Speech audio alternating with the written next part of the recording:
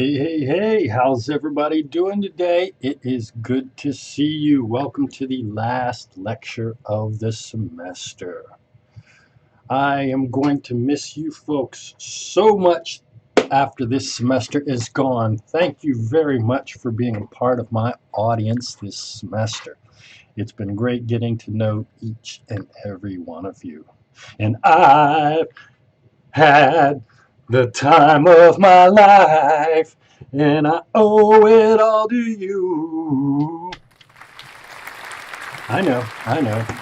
I should make a career out of singing after I finish my teaching career up. Holy cow! I have had so much fun this semester. Thank you very much for being a part of my world. So are we ready to do the last lecture of the semester? Karaoke party. Excuse me. You know what? I'm an incredibly arrogant person who thinks I am good at everything. But there is one thing that I am not good at, and that is singing. I am absolutely the worst singer you've ever seen. Yes, so I will avoid singing for you. But let's go ahead and get this last lecture going. Okay?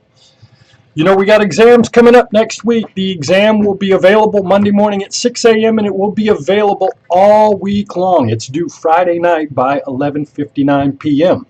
As I mentioned in webinar last night, we will have review sessions Friday night at 9 p.m.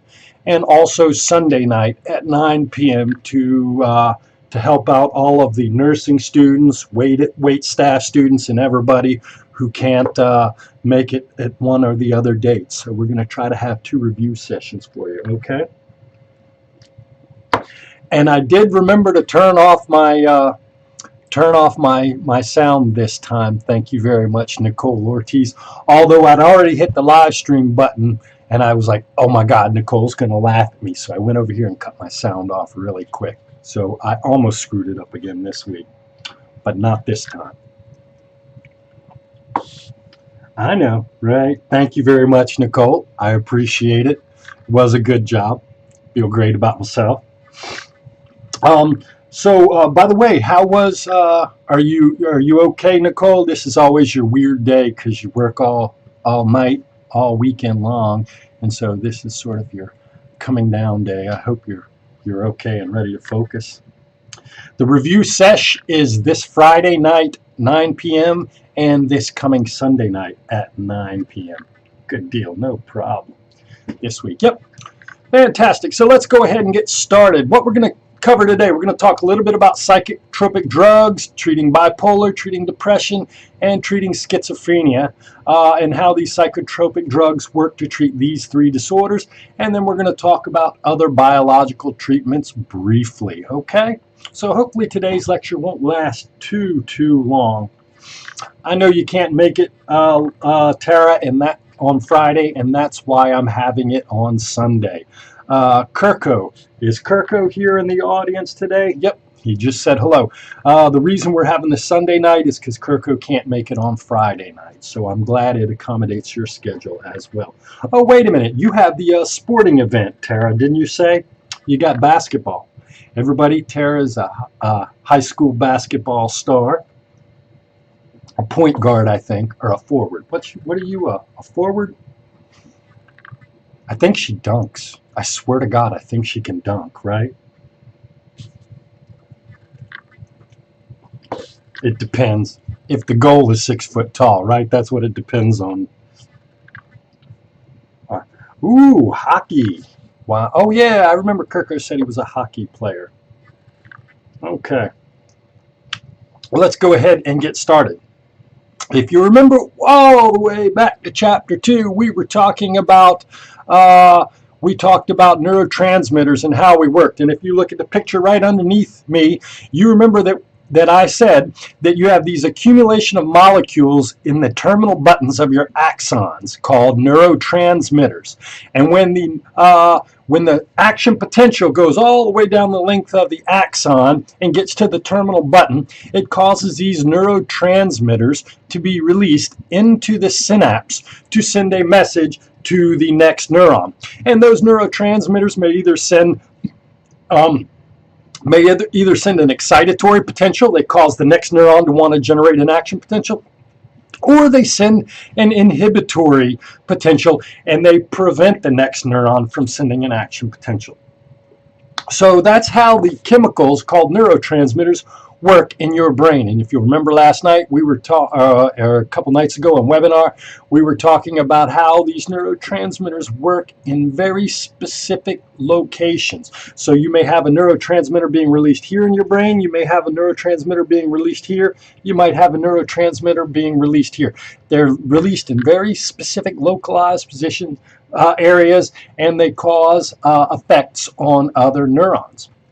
Now, what we know is that there are chemicals that are small enough to pass through the blood-brain barrier and also are shaped like neurotransmitters. And these chemicals we'll call neuromodulators. That's just a general name that refers to all of these drugs, psychoactive drugs, that can get through the blood-brain barrier and cause a change in your nervous system. What are examples of psychoactive drugs? Well, there's alcohol, there's caffeine, there's nicotine, there's marijuana, cocaine. All of these different kinds of chemicals are small enough to pass through the blood-brain barrier, and they go in and work at the level of the synapse to modulate or change around the effects of these neurotransmitters in your brain. And so when we take drugs, when we take medication to help us treat psychological disorders, these drugs are designed to go through and affect the levels of certain neurotransmitters in our brain. So for example, last week we talked about, or in chapter 2, we talked about serotonin as being related to your mood. And we think that people who have low levels of serotonin may experience depression. Too much dopamine is associated with schizophrenia.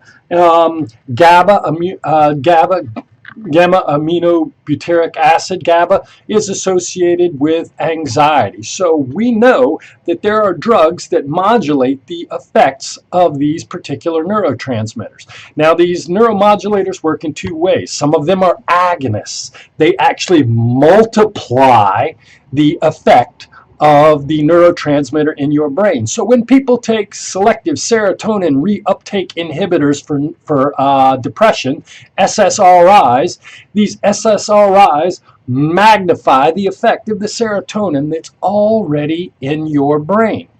Now, there are some chemicals that work as antagonists, neurotransmitter antagonists. They work against the impact of a neurotransmitter. For example, you might take an antipsychotic that works against the dopamine in your brain that's causing the psychotic symptoms. Now, and if you remember on Wednesday, I mentioned to you that Thorazine was the first therapeutic drug ever invented. I think it was in 1952. I'm not 100% sure about that date. And it was the first chemical known to treat the positive symptoms of schizophrenia. It made the hallucinations and the delusions go away a little bit. All right? It was actually marketed as a chemical lobotomy because it did sort of the same thing that a lobotomy did, but it did it without the need for psychosurgery. Now, I'm going to put a little caveat in here. Remember, I'm not, oh, excuse me, let me go ahead and activate my little, statement down here at the bottom. Remember, I'm not a clinical psychologist, so take everything I say with a grain of salt. But I'm going to argue to you that scientists do not have a complete understanding of how these chemicals work systemically in the brain. Instead, these drug therapies are typically judged on their behavioral effects. We don't know what's going on in the brain, but I just know that when you take an SSRI, your mood tends to get a little bit better. I don't know how Thorazine works, but I know when you take Thorazine, your hallucinations go away. Okay? So, Eda's having caffeine right now, and that's modulating the nicotinic receptors in her brain, hopefully making her more focused and ready to listen to lecture here. Okay? And come on, Leanne, you didn't like the lobotomies? How about taking that eyelid and sticking an ice pick underneath your eye? Sounds pretty gross, doesn't it? Right? Okay, so it was spooky. Yeah, right? I feel the same way, Chris. Dear God, right? Kind of spooky. I honestly would not have the stomach to be able to do that kind of surgery. Now, let's talk a little bit about bipolar disorder, right? They made me squirm too, for sure, Maya. Bipolar disorders. People with bipolar disorders may take several different types of drugs. The first thing they take is a mood stabilizing drug called lithium. I think it's lithium bromide is the actual chemical formulation of it. And it's a mood stabilizing drug. If you remember, we talked about bipolar. That's the people that cycle back and forth between depression and mania, and they can't control their mood. And we think it's normal for people to be able to control their mood and keep it sort of on an even keel. But some people have these moods that go up and down, and they go from mania to depression. So what you take is lithium. It is a mood stabilizing drug. Now, if you remember last week, I talked about type 1 bipolar versus type 2 bipolar. And you might have said, why does it matter if you have more mania episodes, like in type 1, or more depressive episodes, as in type 2? Well, it's because along with the mood stabilizing drug lithium, they also will give you different drugs depending upon whether you're type 1 or type 2. So if you're type 1 bipolar, that is your bipolar is characterized by more manic episodes, more extreme manic episodes, you're going to take an antipsychotic drug as well. So they're going to give you Seroquel, Depakote, or some other drug, because a lot of times when people go into these manic episodes, they kind of get delusional in their thinking. Is it blurry? I think it might just be you. Yes, Ash, let's see, who asked that question? Ashley, lithium is used for both types of bipolar, absolutely. But the second drug that they add depends upon whether or not it's type 1 or type 2. Good question, Ashley. So if you have type 1, and mainly it's the mania with sometimes psychotic episodes, they'll give you the drug to control sort of the mania and the delusional behavior that goes along with the bipolar manic episodes. On the other hand, if you're type 2 bipolar and your mood swings are characterized by these really depressive episodes, they'll add a depressive. They'll add an antidepressant along with the lithium. So they kind of use both of those. The lithium evens your mood out, and then you can either use the antidepressant to elevate your depressive moods, or the Seroquel and the antipsychotic to manage your manic episodes. So the person does not get anything for depression with the bipolar 1. Can you start with type 2 but then go to type 1? Holy cow, you're asking hard questions today, folks. You are so smart. I can tell you're taking some sort of neuromodulator to up your intellectual functioning, because you're asking me these challenging questions, folks. You know what? I don't know the answer to that question, Nicole. I will look it up and maybe get back to you. So the person not getting anything for depression with bipolar. Well, if you have bipolar 1, they're going to give you the lithium to even out the mood swings, and then they may add an antipsychotic, so they might give you 2 of them. And again, they don't know what's going on in your brain. They just know that these drugs tend to have behavioral impacts on your behavior. And in fact, that's how we judge the efficacy of these drugs. We look at whether or not the person's reported state changes and how bad the side effects are. Nobody really knows what's going on chemically inside your brain every time you take that pill. Right. I think, though, that's a good question. You're still having the depression. I'm not sure. I think they focus on whatever your worst symptoms are, Etta. That's a really good question. Yes, it is kind of confusing. And unfortunately, I'm not sure how much better your clinical psychologist friends know about this stuff than what we're talking about here today. It's really kind of spooky that we don't know neurochemically what's going on in different parts of the brain. And that's why it's difficult, and that's why that's why sometimes I think what they do is they're a little experimental with their treatments. So they'll give you this antidepressant and see if it works. If it doesn't change your behavior, they'll switch you to another depressant. And so I think in the clinical setting, sometimes they're a little bit experimental in trying to figure out which drug is going to affect your behavioral outcomes, because they really don't know what's going on in the brain. Okay? Good questions, really good questions. Now, one thing I do want to mention to you, lithium is actually dangerous. Now, you can tell a drug, there are ways to estimate a drug's toxicity. And a drug's toxicity is its therapeutic dose compared to the dangerous, the toxic dose, right? So, for example, alcohol, alcohol is not that toxic because the amount that gets you drunk is a lot less than the amount that can hurt you or kill you. With marijuana, the dose that gets you high is nowhere close to the dose that will kill you. In fact, I'm not even sure you can kill yourself. You can have a marijuana overdose and die.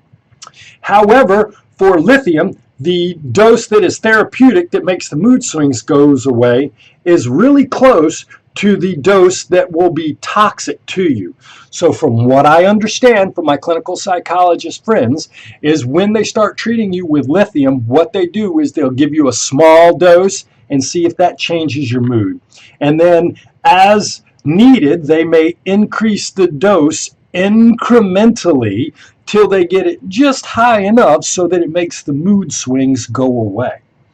So it can actually be kind of dangerous. Younger and become, sometimes drugs work even when you're younger and then become less effective. Yeah, that's the bummer of the brain. The brain actually habituates to chemicals. So when you try to throw your brain chemistry off with a neuromodulator, your brain chemistry will actually change to incorporate the new chemical that you're putting in your brain, because your brain prefers, your body prefers, if you will, this sort of steady state. So your brain can actually change in response to these neuromodulators that you take. Yeah, we'll call that tolerance. That's exactly what we would call it, right? And that's why we develop dependency with some of these stronger drugs, Michael, is because your brain chemistry changes because you're putting heroin in. Let's say, for example, you're a heroin addict, and the longer you take heroin, the more you have to take to get to have the desired high. And so heroin users find that they have to use more and more heroin.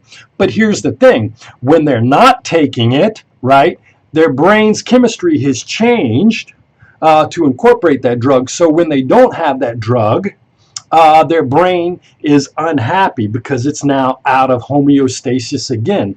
And that, in a sense, is sort of the basis of drug dependence, if you will. Thank you very much. Withdrawals, Leanne. Man, you folks are hot today. You are all on these, on this lecture. Very good. I'm impressed. Very, very impressed. All right. Now, let's talk, that's bipolar. Let's talk a little bit about serotonin and depression. Depression's a big problem. 8% of 12 to 7-year-olds have had a major depressive episode. And what you're going to find out when you get to my developmental psych class is that suicide is the second leading cause of death in adolescence. And so it's this is a big problem. In fact, they call depression the common cold of psychological disorders because it just happens so frequently. And if you look at the graph I have over here, you're going to notice that females are more likely to suffer from depression than are males. Remember last week we talked about incidence rates and knowing how often disorders strike people and when they strike people. Well, what you're going to find is depression is more female than male. Anxiety, more female than male. Schizophrenia, conduct disorder, more male than female. And we didn't talk about this because it's not in your textbook, but we typically can differentiate psychological disorders into what we call externalizing and internalizing disorders. Depression is an internalizing disorder. It's just all in your mind, how you're thinking, how you're feeling. On the other hand, schizophrenia is a disorder where people act out and externalize their problem. And what you're going to notice is that in general, females are more likely to experience internalizing problems and males are more likely to experience psychological disorders involving externalizing. Oh, good point. Keelan, most of the research looks at biological sex. I'm not sure if they're subtle enough to incorporate people's gender identity in the research. Typically, they bring people into the lab, and when they're looking at incidence rates in large numbers, I don't think they actually go out and specifically find out if it's a gender one way or the other. That's another great question, Keelan, and you might find that I'll bet if they did research, they might find that people whose gender identity was one gender might experience disorders in a similar fashion to those with the biological sex. That's a really good point. It also depends upon what hormones they're taking. Exactly. You folks are actually really raising the level of the discussion here today. I like how you're incorporating gender identity into the discussion. I'm going to say that I'll bet in clinical research that figures out these incidence rates, I guarantee you they don't look at gender identity. They probably just look at biological sex. So that's great. We are all over it right now. Yeah, you are, Mike. I don't know what's happened. You folks are kind of getting the hang of this psychology stuff. Maybe I'll have to convey honorary doctorates on all of you today. You are now doctors of psychology. Okay, I'm actually drinking hot chocolate today. I ran out of K-cups for coffee, so I'm drinking hot chocolate. Not my favorite, but it'll work today. Well, that's awfully thoughtful of you, Keelan. And you're more than welcome to come back and visit me next semester when I'm doing my lectures for this class, because I would love for you to come in and provide some leadership to my younger students right now that you folks are all wizened psychology pros, right? Well, thank you, Maya. Hot chocolate is pretty good. And Etta, that's an awfully thoughtful offer of you. All right, so we treat depression with MAOIs and SSRIs. And the MAOIs and SSRIs, those letters mean something. Monoamine oxidase inhibitor. Monoamine oxidase is a chemical whose sole job is to eat up serotonin from the synaptic gap. So after your neurotransmitters send their message across the postsynaptic neuron, many of them are sucked back up into the terminal button, but some of these neurotransmitters just kind of float around in the synapse.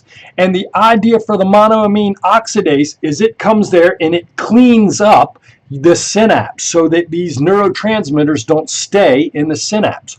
Well, when you take an MAOI inhibitor, okay, what it does is it prevents this monoamine oxidase from eating up the extra serotonin in your synapse. So in a sense, it multiplies the serotonin in your synapse. And the SSRIs work the same way. They're called selective serotonin reuptake inhibitors. Do you see what that says? Selective serotonin reuptake inhibitors. So again, MAOIs and SSRIs are what we would call serotonin agonists. Remember this word from the last slide, an agonist. So it magnifies the impact of the neurotransmitter.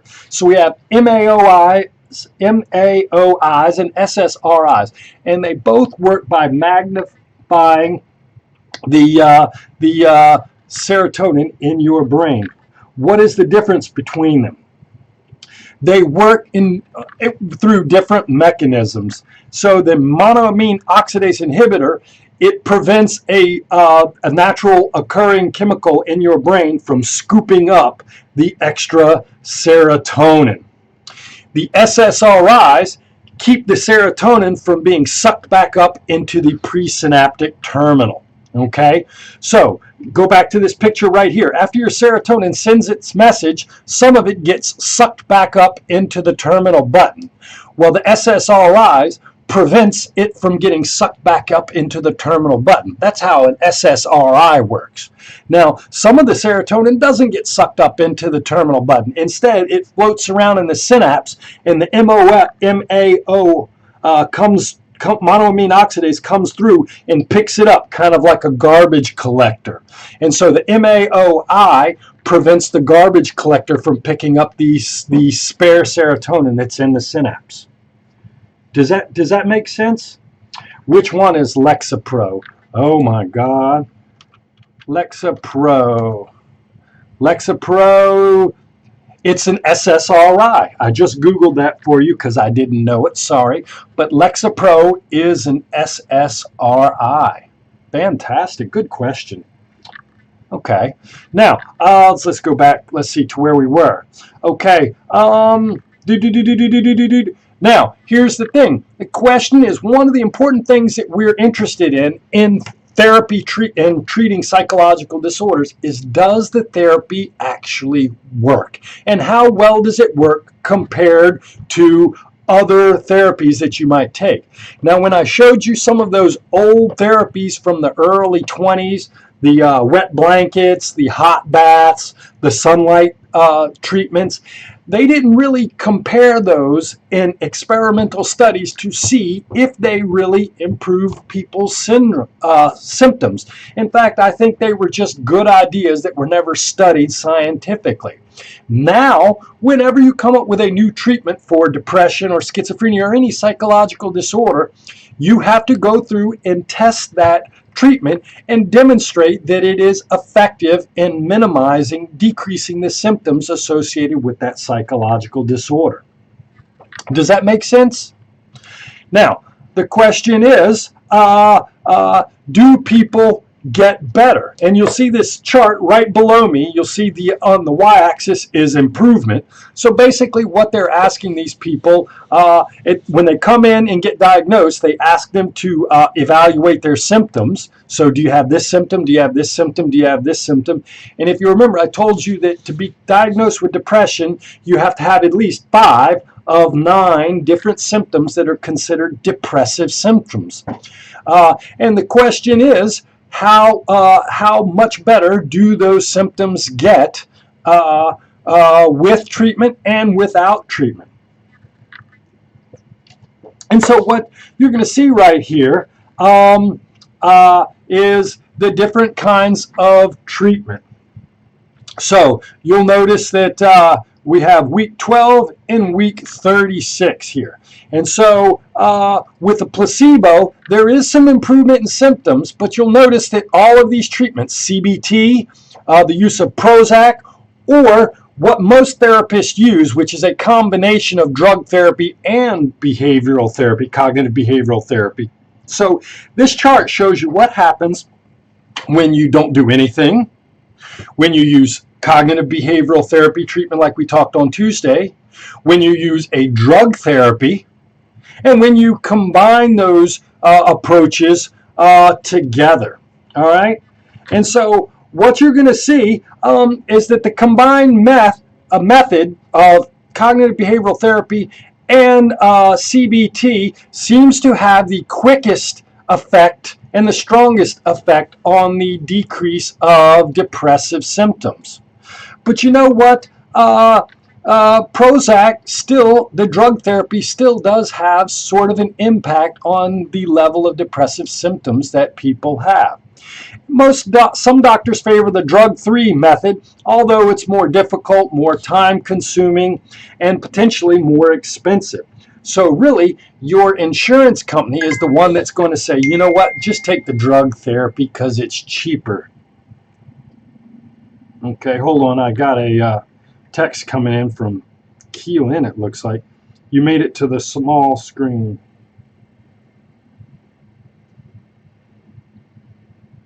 Aha. Okay. I'm not exactly sure what you meant by that, Keelan. Oh, she's sending me something. Hold on. Oh. Ooh. I always love. No, it's okay. Oh, you sent it to the wrong person. Keelan was sending me pictures of myself. You know what? I always love to receive pictures of myself. I'm self-centered that way, so thank you very much, even if it was a mistake, Keelan. Okay, so that's a drug treatment for depression. Anybody have any more questions about depression? Holy cow, you ask hard questions. You folks are tough. You are tough. All right, now let's talk about schizophrenia symptoms. Now, we didn't mention this. This is sort of another complexity when they talk about schizophrenia. Some people suggest that we ought to organize the symptoms of schizophrenia into what we would call positive symptoms and negative symptoms. So positive symptoms are those symptoms that are added onto you, that are added onto you. So a person who's schizophrenic will have delusions and hallucinations added into them, right? So that's sort of a positive symptoms. On the other hand, they will have a lack of energy and they will experience what we call emotional blunting. So the loss of their good emotional functioning. We'll call those negative symptoms, if you will. So this amotivation, this lack of desire to interact with other people, and this emotional blunting, those are negative symptoms.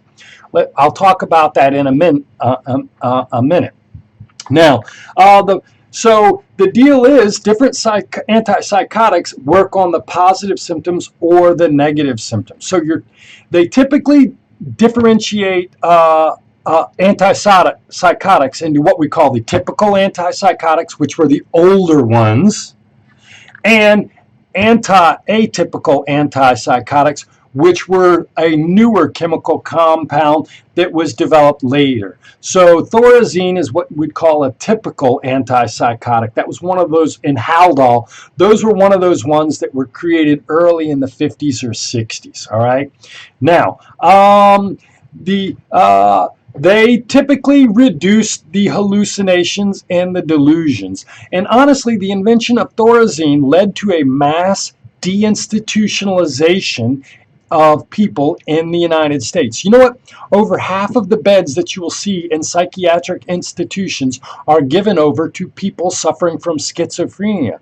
Why, you ask?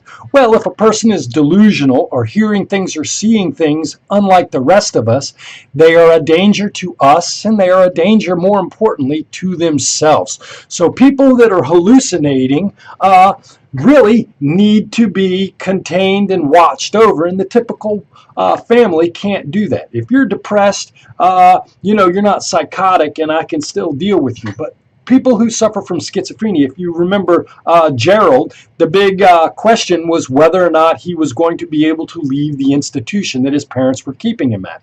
And if you saw Gerald, you'll know that a guy acting out like that is going to be very, very difficult to keep in your home. You need professional help with a guy like Gerald.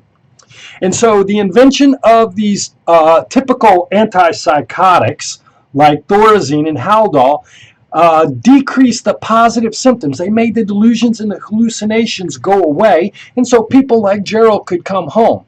Now, people like Gerald still weren't very good at talking. They still had sort of the difficulty communicating that Gerald had, and they're going to sort of be a little bit socially withdrawn. So the negative symptoms will be there, but the hallucinations and the delusions go away.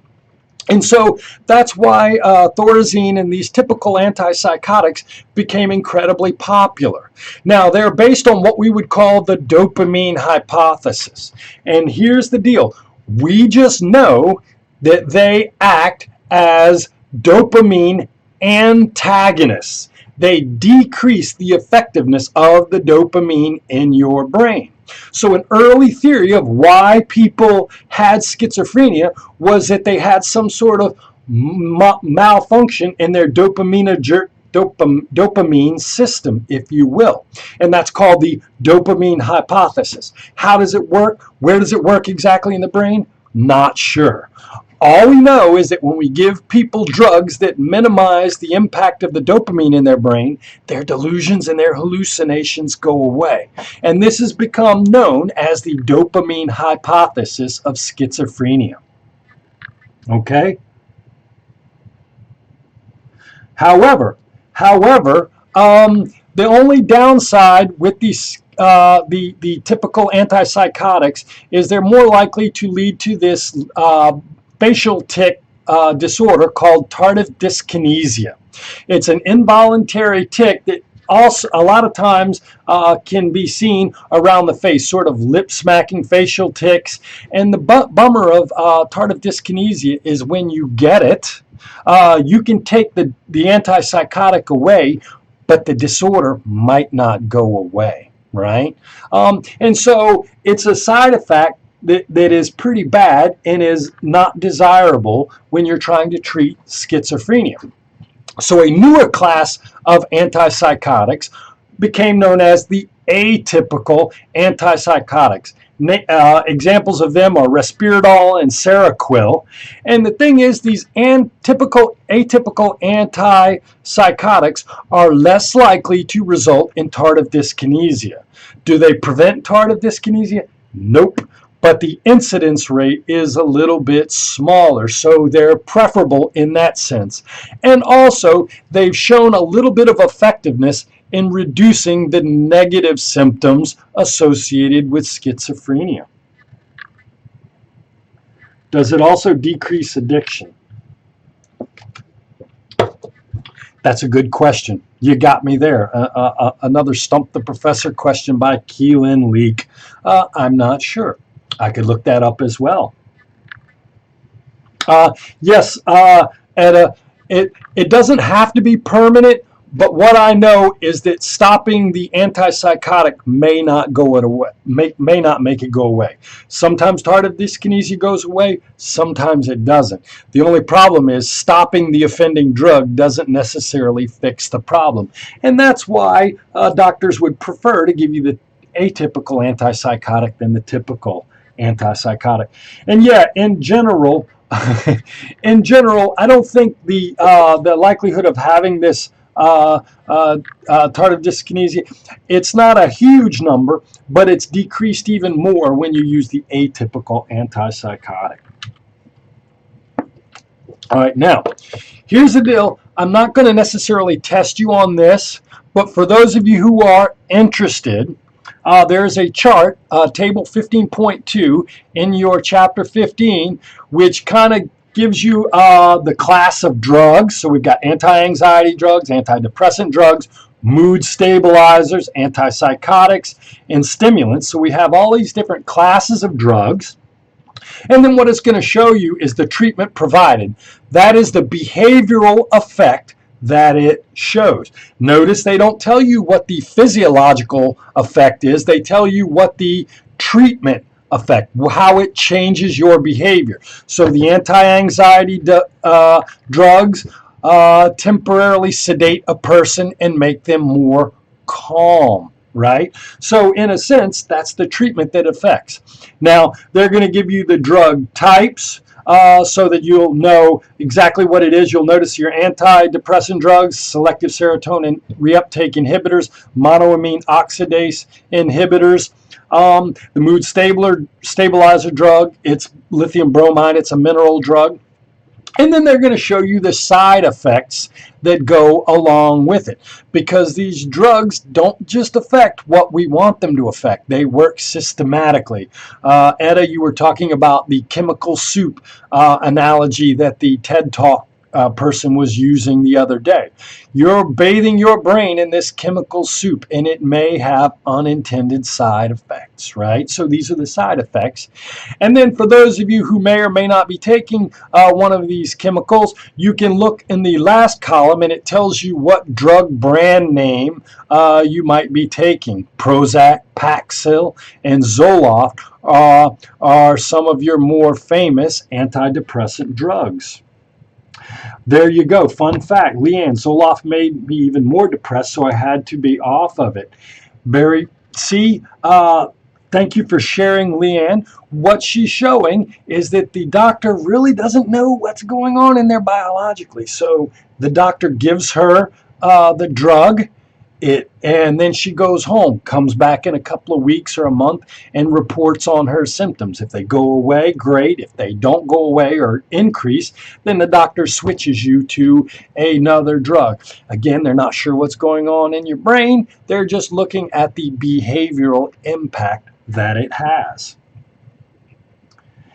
It is weird how the drugs have to play whack-a-mole with these. Doctors have to play whack-a-mole with these drugs. Yeah, that's a really good way to put it, Chris.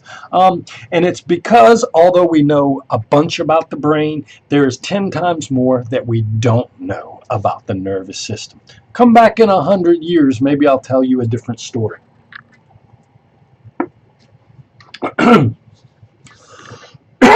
Excuse me. Okay, now, not only do we have drug therapy, but there are other biological therapies that look to affect the physiology and anatomy of the brain. So I mentioned to you the prefrontal lobotomy. That's a form of psychosurgery. Sometimes, although doctors, I think this is the last thing they want to do, there are forms of psychosurgery where they can go in and make cuts and remove things in order to treat people with psychological disorders. The one I'm going to point out to you is what we call a commissurotomy. And a commissurotomy is when they go in and slice the corpus callosum in half that connects the left and right half of your brain. There are people who have severe seizures that don't respond to drug therapy. And so what they do is they found that by cutting the corpus callosum, they don't cut it all the way in half because that leads to these weird split brain problems. But they find that if they cut most of the corpus callosum in half, it decreases the severity and frequency of seizure disorders.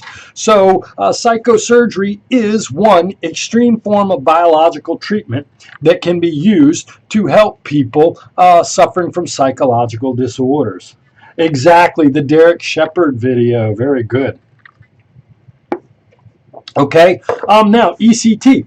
We also talked about ECT. It was one of those old school treatments that I showed you in that video of old historical treatments.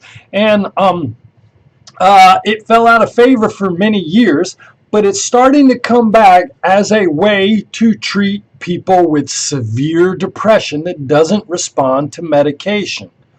However, and in fact, what I understand, I think they give you a muscle relaxant now before you do it, so that because sometimes people would hurt themselves when you hit them with the electroconvulsive therapy, and they mentioned this in the lobotomy video, these people would have muscle spasms because that electricity causes your muscles to contract, and they would actually have to hold these people down while they were giving them the ECT because they would have sort of a muscle seizure, muscle spasms.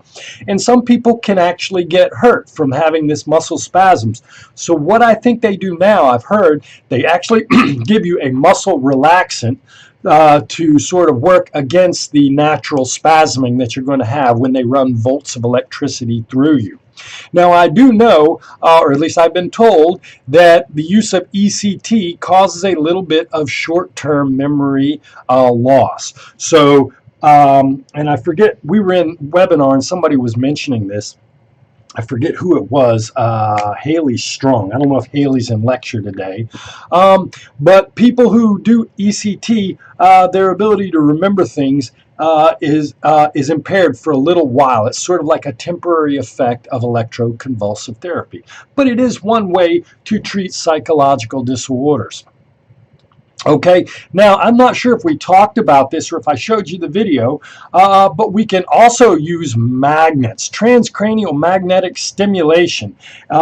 You can actually, if you Google TMS, they've actually got videos of people doing TMS demonstrations. And the crazy thing is, when you run this big magnet over your language center, Broca's area right here, it actually temporarily disrupts people's ability to speak for the brief time that you're running this magnet.